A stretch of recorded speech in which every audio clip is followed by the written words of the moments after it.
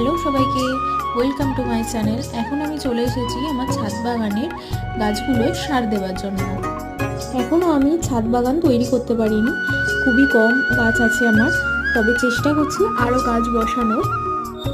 এখন আমি দিচ্ছি ডিমের খোলা রোদ্রে শুকিয়ে গুঁড়ো করে, সেগুলো গাছের গোড়ায় দিচ্ছি।